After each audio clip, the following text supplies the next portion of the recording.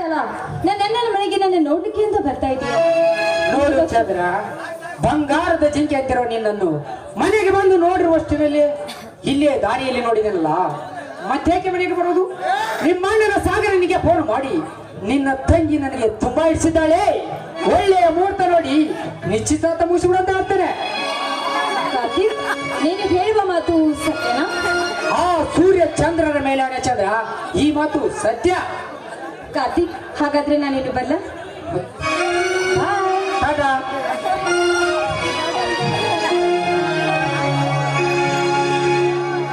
ಸಾಗರನ ತಂಗಿ ಚಂದ್ರಳನ್ನು ಸಾಗರ್, ನಿನ್ನ ಮೇಲಿನ ಸೇಡಿಗಾಗಿ ನಿನ್ನ ತಂಗಿಯನ್ನು ಕೊಲೆ ಮಾಡಿಸಬೇಕೆಂದಿರುವ ಈ ಕಾರ್ತಿಕನ ಭಾವನೆ ನಿಜಕ್ಕೂ ಸುಳ್ಳಾಯಿತು. ಬಂಗಾರದ ಕಡ್ಡಿಯಿಂದ ಚಿತ್ತಿ ಮಾಡಿರುವ ನಿನ್ನ ತಂಗಿಯನ್ನು ನೋಡಿದ ಮೇಲೆ ಅವಳನ್ನು ಮದುವೆ ಆಗಿ ಅವಳೊಂದಿಗೆ ಬಾಳ ಸಾಗಿಸಬೇಕೆಂಬುದು ನನ್ನ ಮನದಲ್ಲಿ ಕಡಲಾಗಿ ಹುಟ್ಟಿದೆ. ಈ ಜನ್ಮದಲ್ಲಿ ಅಷ್ಟೇ ಅಲ್ಲ,